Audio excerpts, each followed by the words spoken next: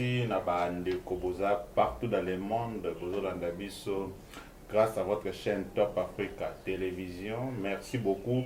Na confiance, vous continuez à couper ce biso, vous belé. Le Top Africa est ici déjà plus de 44 000 abonnés. Les autres c'est déjà confiance, vous continuez à couper ce biso, na Moussara, toujours ça de la bino. Bozo Landabiso partout dans le monde, Bande Koboza na États-Unis, Bozana Europe, Bozana République démocratique du Congo, après ces messieurs Salama, surtout Bandeko, Bozana province Ituri, nous sommes de guerre avec vous. Tu as déjà massacre, tu as Salama, les sous crime, tu as Salama, les sous Kuna, comme d'habitude, Bandeko, rebelle, il y a ADF, tu as Boma, les sous Bandeko, on a vu sur Congolais, na province ya Ituri kuna. Franchement, nous sommes vraiment de cœur avec vous. Tu as vu que nous avons noté solution aux hommes toujours pour la situation sécuritaire na province ya Ituri. Alors, émission lelo nazana esengo ya ko zalana mosali na nzambe na kati émission. Malgré boyebi que émission na beaucoup plus à caractère politique, mais tu yambi quand même mosali na nzambe. Que va viser en Zambie pour n'amboka na biso République démocratique du Congo. Comme vous le savez très bien, République démocratique du Congo est un pays où va traiter batondi et belé na kati n'amboka na biso. Alors les autres organisations qui va visionner les Nzambe azolinga viser en Zambie za nini pour la République démocratique du Congo. Nyama to ko solo la. To za plaisir ko yamba la plateau na biso prophète Emmanuel Kambala pour ba binga ke eka na éviter souri eka nezala kanini yemo ko expliquer biso sans plus tarder. Invité Nabiso. Bonjour, prophète. Bonjour, mon frère. Bonjour. Nasepe Limingi. Bonne santé. Oh, santé, il y a 60 à bon mois. Vraiment. Il y a 60 à bon mois. De Nicolas, ça tout va bien. Alors, prophète Emmanuel Kambala Eka, Emmanuel Kalamba, toujours comprendre Kambala, oui, toujours comprendre déjà, mais Eka, on est amis.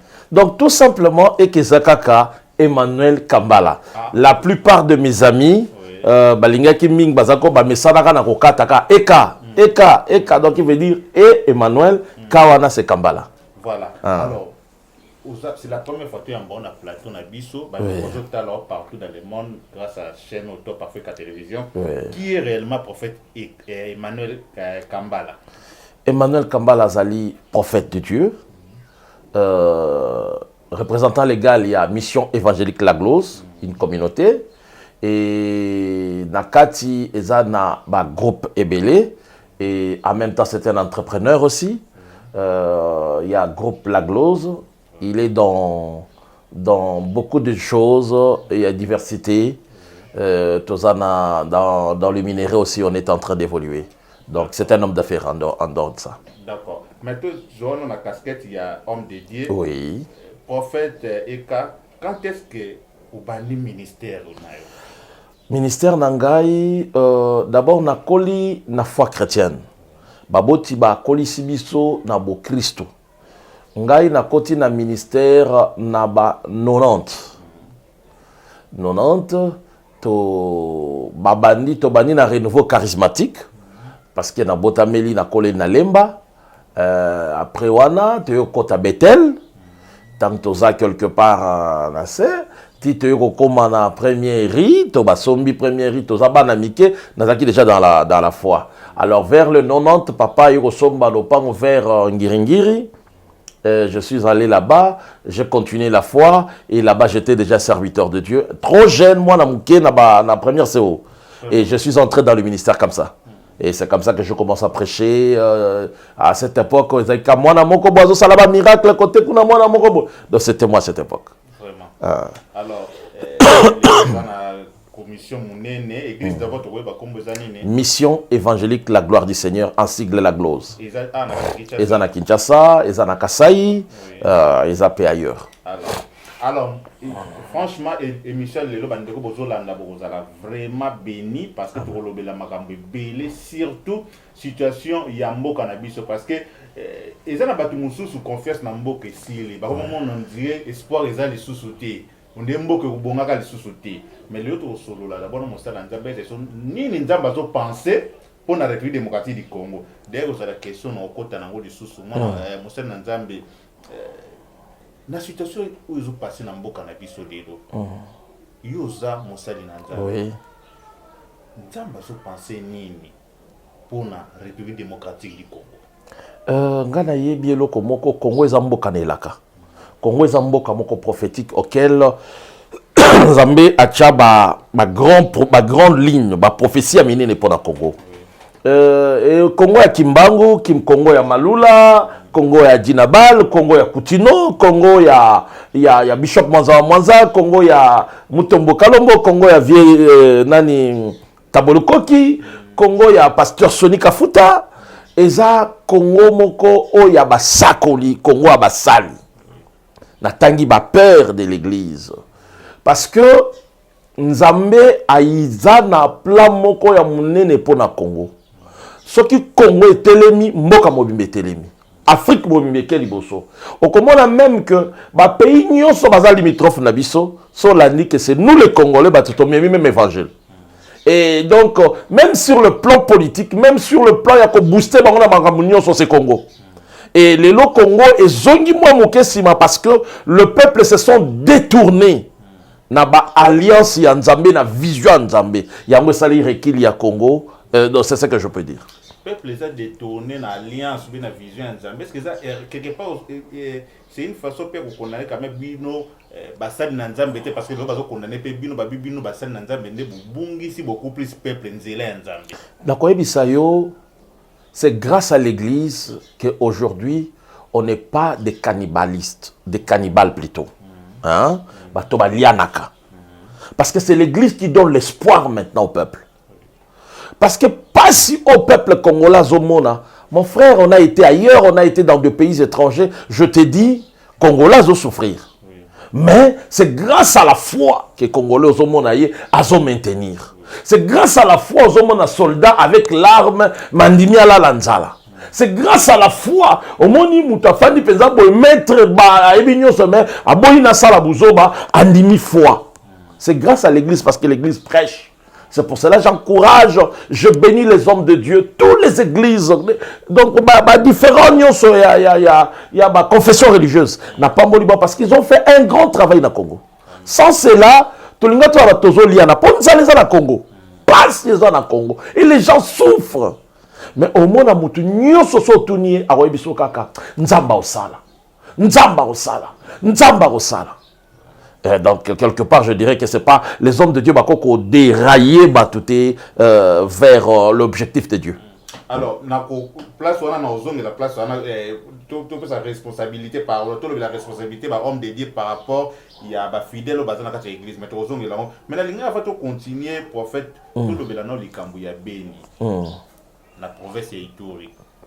À chaque fois, c'est un Congolais. Au monde, il y a une image de marque, boma bango ba rebelle ba okota na village ba bomi mama ba bomi papa tam susu mwana mokie azole la papa sakufa ki mama sakufa ki comment ba image ndenge wana na makambo ne société canadienne ezolo beno. Ça fait très mal. Très mal. Nga na botami na période à Zaïre. Hein? Biso na période à Zaïre. Pas comme maréchal Mobutu. Oui. Toyebi ke Congo ezabe moko. Na kolongwa na Congo na keko régner na est. C'est ça comme ça biso toyebi. Alors ceux qui sont à Béni sont nos frères. Donc plus ils souffrir, c'est nous qui nous souffrons avec eux. Mais je dis comme étant un prophète de Dieu. Bande kwa Béni va se relever. Batelema. Monguna na bango eza batu musote ezaka bango moko. Monguna ya Congolais ezaka ye moko. Parce que bazo ko créer ba milice wana, ba trouble wana, baza musika na bango te bazaka na kati na bango. Or ceux qui bango va se révolter, va se lever. Ils veulent la paix. Le Seigneur va faire de grandes choses. Mais je dis aussi à ceux qui sont de belligérants, des hommes de guerre, des seigneurs de guerre, qui mettent les troubles na Béni. Nazoebi Sabino, avant qu'on arrive au mois de juin, et qu'on a un premier signe au Salama, il y a un grand groupe Bakobima. Et Belé va éliminer. Le Seigneur va faire que ma grand Seigneur de guerre va éliminer. Et deuxième flot, et qu'au Salama, flot au Salama, encore après 3 mois, de cela veut dire le 9e mois. Beaucoup de histoire à Béni, l'année prochaine, et aussi là. Et aussi là, parce que c'est ce que Dieu m'a dit. bayebazo ça la guerre à Beni, bayebaza ko permettre à ngozaka bisomo ba congolais. Je ne vois pas ndege tolobaka Beni wana mboka munene bongo batu moko baye bakoti na machete babandi okata de village en village. Est-ce que bino nyonso boza nzinga ziga boza wapi? Est-ce que obi ke na Kinshasa awa ba Rwanda pe bakota ka metokanga ba na maboko? Ah oui. De même aussi, bande qu'on a biso a Beni to souffrir passe na bino, ça nous fait très mal. Na ota ko mona image moko bazo kata mutu maboko ba kati mutu kingo. Etchenga somo na ko même pas kolala. Je plairai devant le Seigneur. Et le Seigneur m'a dit, avant tout comme au mois de juin, groupe ya ba seigneur de guerre rebelle ba kanga bango ba boma bango. Ozo monondeni mutu akoma na possibilité akoma tina capacité ya kokata muninga na mutu ndengwana na ba. Ils veulent nous faire peur. Ba yebi que ba ko kata batu nyonso te ba kata ka un groupe. Ba ozwa moko ba télémission ba kati pa bino ba botikali bobangi. Allez, abandi ko dominer sur vous. Un Congolais n'est pas un peuple péri. Congo ya Kimbangu wa banga ka mundelete. Alobela ka vérité. Que l'indépendance. Ba fani ba bi non nègre ko lobela l'indépendance te. Alobela bango indépendance. Congo ya Malula bi non to zonga l'authenticité. To tangi sabatu na mino kwa mboka na biso. Et c'est cette vision là. Soto zongeli yango bongo bande ko nga ba na Beni. De cœur avec vous, ça nous fait très mal. Mais je vous dis, le Seigneur va passer à Beni. Amen. Les seigneurs de guerre, ils vont sortir. Et le Seigneur va faire arrêter les autres. Et les autres vont mourir. Et bino na rosenga la bino ka attitude moko. Botelema. Bolongo la kobanga. Bazo profiter bino na kobanga. Oui, je vous dis frère. Ba profiter biso na kobanga. Ba yeba bomi moko. Tout ça combien la Beni? Beni ça comme pays mobimba.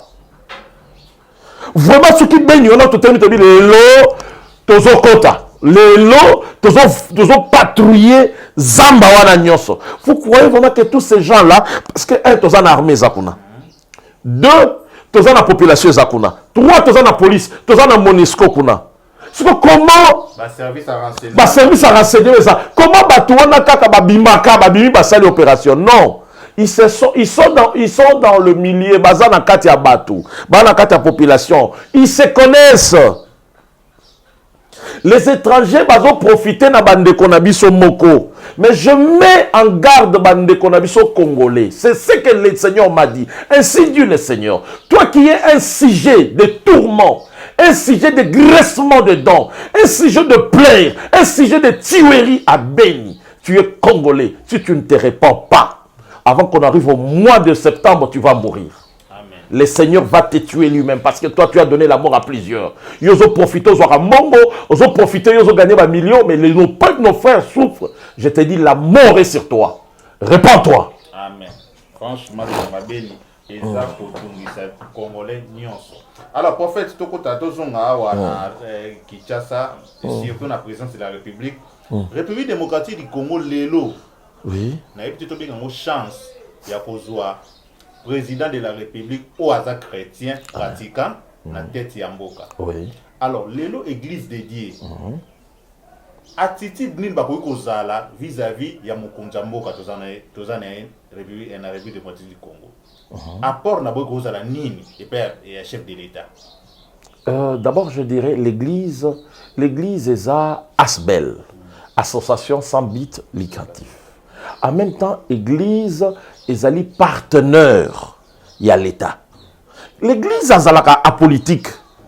L'église soutient. L'église a soutenu Naka. Parce que tout ça, il y a partenariat. Donc l'église, il faut toujours à main ouverte dans l'État. À apporter un conseil, à transmettre la vision. Il y a l'État. La population. En même temps, à transmettre vision pour ça, besoin à la population, la chef. Parce que c'est nous l'église qui gérons. Tout ça, le bateau. Nous sommes tout vivants. Au fond, nous dit que non, on est à l'épenzaka, à matembele, na ba poussière, ya ba mbisi, na tiazolia na ndakune. Au moins, ndako na balia na doni na bango za 3000 francs. Nous sommes l'église de Dieu. C'est ça, bangote. Alors, rôle na biso vis-à-vis na bango ezanini. Si ce n'est que soutenir l'État, à sa mission na ye, to vision naïe. C'est ce que je demanderai à l'église. Tous allez soutien. Mais soutien positif. Pas soutien politique. Tous allez soutien, tous allez au milieu du village. Pour Mboke Kende Liboso. Est-ce qu'il y a 2 ans, chef de l'État sali déjà, au Félix Tshisekedi a sali la tête de la République démocratique du Congo.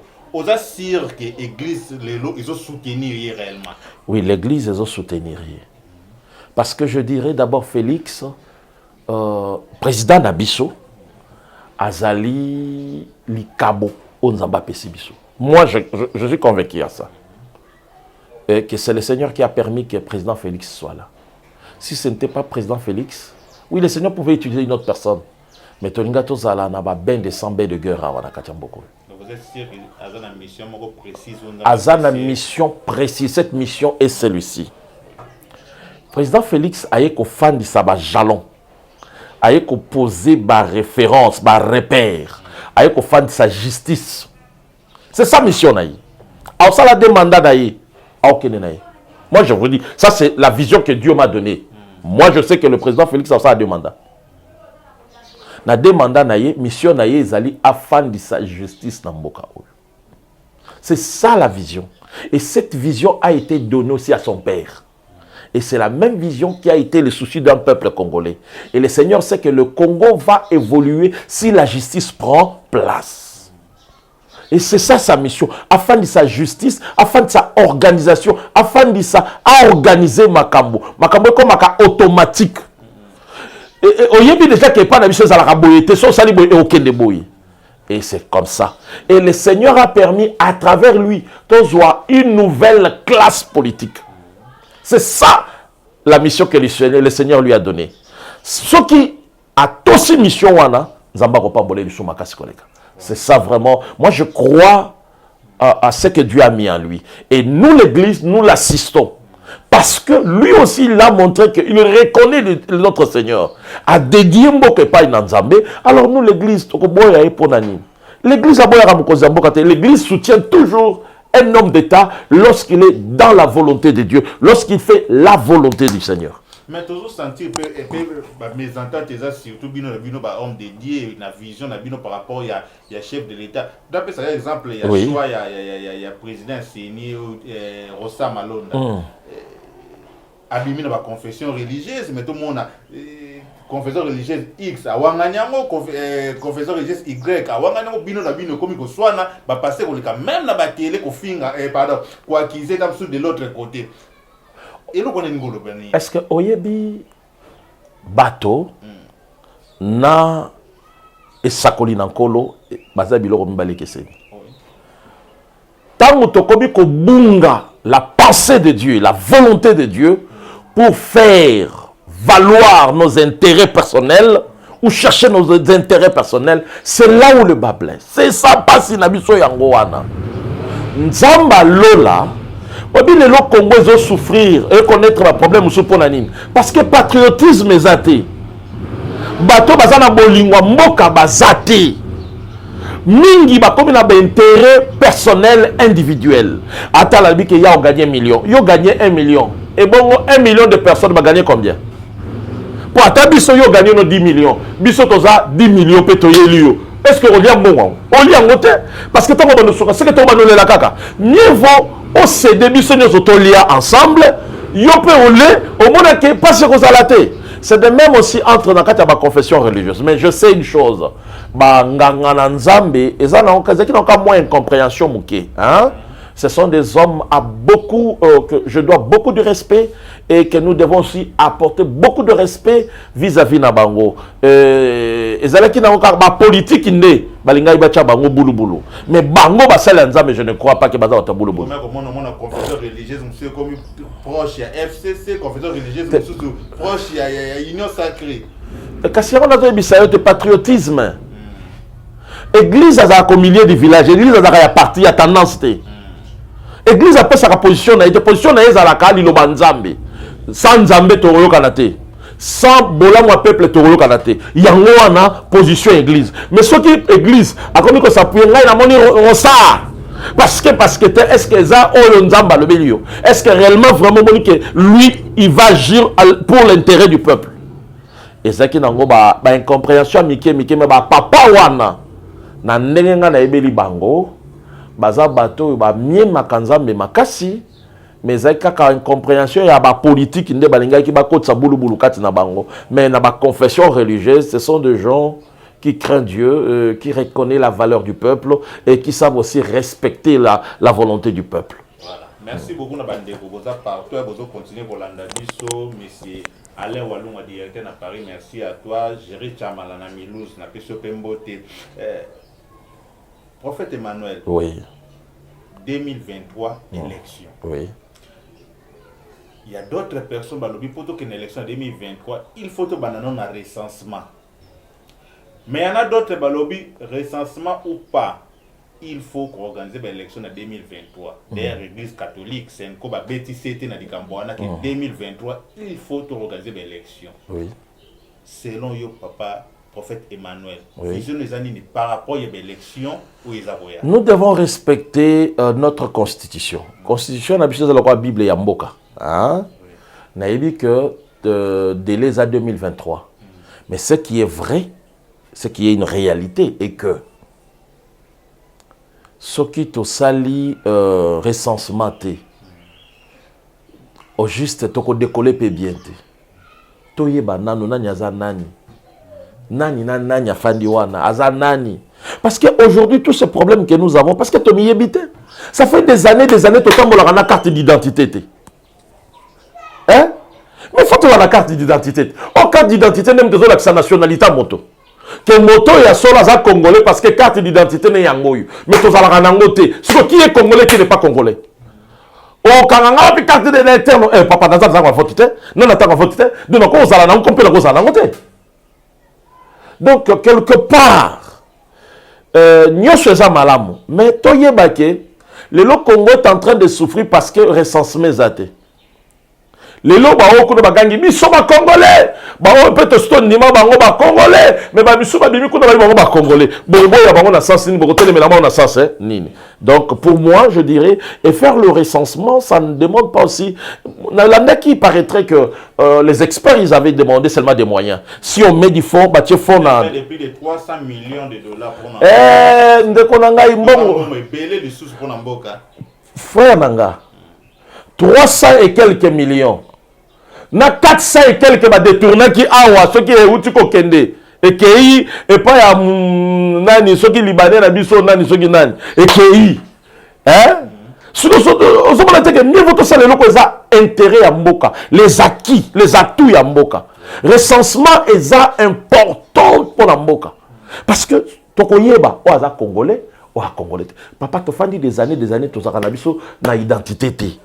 Ce que au retour dans koza congolais na carte d'électeur oh mais na moment où bisanga carte d'électeur ça son valeur élection c'était tout ce qui est déjà élection donc quelque part on a boîte mais na ça identité de cela veut dire royer banga te son congolais royer banga congolais parce que papa nanga Congo nanga mais tous na étranger pas porter ba comme na biso donc recensement est important. Je demanderai au chef de l'État à s'impliquer dans les Cambouana. Et je demanderai à nos députés aussi de s'impliquer d'une manière positive. Parce que tous on a besoin de miyeba. Nani a Congolais, nani a Congolais.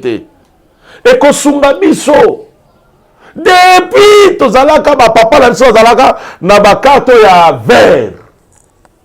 Ba ngom batika la komona carte d'identité. D'ailleurs, ce dernier recensement, ça m'a Congo, ça m'a en 1980 ou 81 comme ça. Frère, c'est important.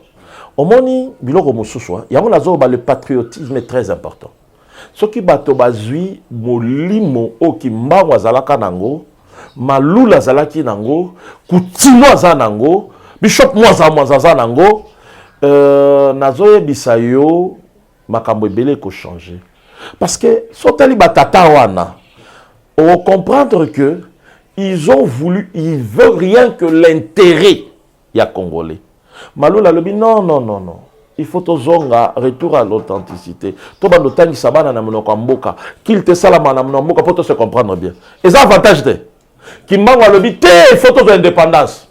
boye bayango pe ke mutu moindo ako dominer likolo ya bamindele eza malamu donc azolakisa bino intérêt ya mboka de même pe bino badepute na biso na basénateur botala intérêt mundele to mopaya ayebi ke so bosali recensement te ye aza na possibilité ya infiltrer bato na ye.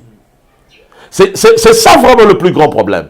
Sans recensement, le Congo continuera toujours à être infiltré. Parce que Tokoye Batenani Azanani. Ce qui recensement Salami, ça nous permettra de dire oh Congolais. Oh à Congolais. Et par là, patriotisme, tout la moussango Katinabato. Papa, biso tant la classe, l'école primaire, tout ça cause de civisme. Bazo la kisayo, mboka no ezandenge nini, bourgmestre na bino nani, et faut ça la nini pour na mboka. Lelo ezaka sote. Bosuko bozo zela nini. To défendre nini. A défendre nini ayebi mboka ngote. A défendre nini azana identité te. Ayebi histoire te. Donc tout ça, c'est l'homme étranger. On a s'infiltré dans le milieu na biso, il a voulu que toyeba histoire na biso te pour y avoir facilité à manipuler biso. Oh, le Seigneur est venu restaurer le Congo. Tout ça, la justice, quand la justice se prend en place, la nation va s'élever. Alors, en fait, le problème, il y a élection, il y a recensement plutôt. Il y a un débat en politique, nous sommes les lots, la recensement, sur lequel le recensement d'abord, toujours risqué. Le président Félix a glissé en 2023. Et loko babazo bangi da yango wana. Frère, et là nous sommes en baneli pe na suka nango. Tozaka na président na biso tuko kende président honoraire Joseph Kabila. Akete? Félix a l'éternalité. On a l'éternalité. Mais tout à la biloko ezali essentiel, ezali intérêt. Na lobi te que glissement a glissé, hein, mais au moins nga na lingi élection, na lingi recensement, na lingi élection. Mais je sais que ceux qui kaka ba sensibiliser moyen, ba tient à disposition ya ba expert. Recensement ko sala manango. C'est facile. Et ça kaka volonté. Ba onyo so bazolo bana c'est tout simplement obilelo. Le Congo est tellement infiltré à tel point que même les étrangers, ils s'impliquent dans notre politique. Ils s'ingèrent. Aïbi que non, yokota, l'obéla contredire.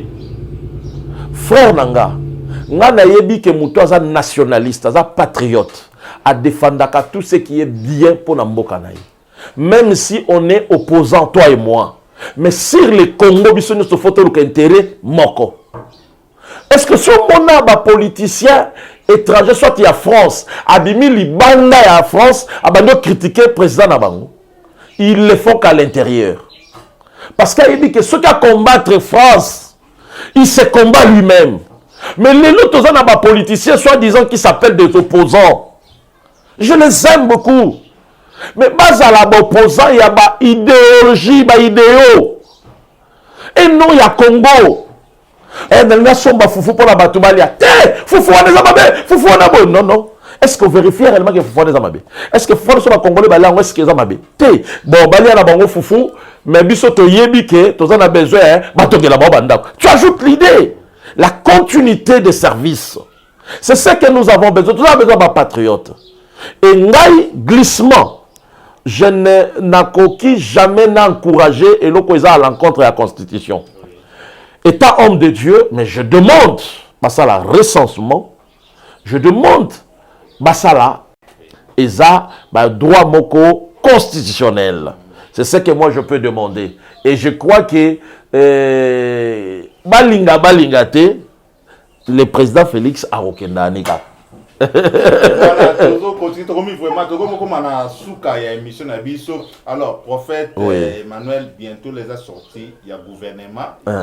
Il y a gouvernement, il y a union sacrée, dirigé par le premier ministre Sama Lukombo. Oui, Sama Lukombo. Sama Lukombo. Alors, par rapport à la composition du gouvernement, selon vous, il faut critériser la nini.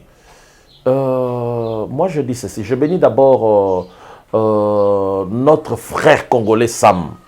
Nzamba Pambolaï. Parce qu'il a plu au Seigneur à commissailler Premier ministre. Parce que toute autorité vient de Dieu.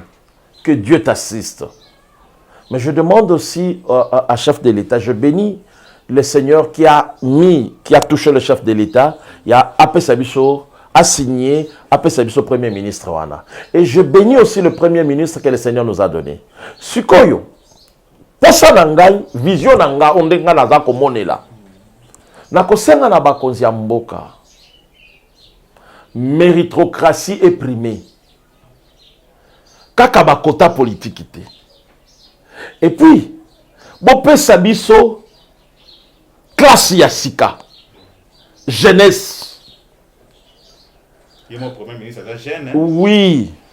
Sikoyo, Azala, na chaque ministère, wana. Azala entouré Sikoyo, na ba vie oyo, ba zalaka, ba secrétaire généraux, ya ba ministère. Po ba yebi. Bakoko apporter bango et l'eau sika. C'est ce que moi je peux demander. Ba ministre, bazala bilenge. Tala, mboko ezui indépendance na bilenge. Lumumba à l'époque ataki viete. Bango nyonso so ezui bango nyonso bazalaka à cette époque-là. Ba iba porter des miracles na kati ya mboka oyo parce que avoir l'indépendance c'est un miracle. So tali bango nyonso wana bazaki bilenge. Donc cela veut dire ce qui peut le loba pesi gouvernement bilenge et lo comme quoi malongé ko salama. Mais bilenge wana bazal encadrer des bibles lebi. Dans les derniers jours je répandrai de mon esprit sur toutes chairs, vos jeunes gens, vos filles prophétiseront, vos vieillards auront des songes. Or la prophétie, ya malam eza soutenu na sagesse, na vision ya mpaka. Donc ba sa jeunesse ba ministère ba yé na vision sika mais baza l'encadrer na ba cabinet na bango na ba chevronné lokola ba o ba sala kakala ba directeur na kati ya ba domaine wana là au moins on sait que tokolonga et puis na sengi na bango ba ministre ba kopona la première des choses à faire tant ba poni yo va consulter Dieu comme Salomon avait fait. Salomon est allé à Gabaon consulter le Seigneur. Il a demandé à Dieu un cœur qui a des oreilles, l'esprit d'intelligence et de sagesse. Nzambe a fait ce qui est en outre, même ce qu'il n'avait pas demandé. Pourquoi? Parce qu'il avait demandé à Dieu, il a confié à Dieu son travail. Je vous demande aussi à nos ministres de consulter Dieu. Vous qui seront élus, nous sommes derrière vous. On est là pour vous assister comme dans des conseils prophétiques, dans des conseils spirituels. Mais nous vous demandons, tant que nommer yo, et l'autre liboso lukanzam. Parce que le ministère est belé, hein. Tu vas faire ça, tu vas belé, d'une manière au coin, peu besoin de ma canisse, malade, donc il faut peut-être organiser ma prière dans le ministère. Et je crois que Congo va aller, Congo va réussir. Moi je crois à la renaissance du Congo. Et je crois na bénédiction, na avancement à Congo. Amen. Merci beaucoup. Ok, merci beaucoup, prophète Emmanuel. Tu as commis vraiment la souka et émission. Une toute dernière question. Oui. République démocratique du Congo, le autre zone, n'a pas chance. Il y a un ex-président au hasard vivant. Oui. Joseph Kabila Kabange, sénateur à vie. Oui. Un mot pour Joseph Kabila. Oh, là où il est, que le Seigneur lui bénisse. Il a chance parce que tu as un sénateur à vie. De même Pelobi, tu as l'appel sur notre sénateur à vie. Oui, tu as le président Nabiso Félix Tshisekedi. Tu as la makamboloko la batonyon sauté. Je sais que Moutounyon son a parcours naïe ma bena malamu et zalaka.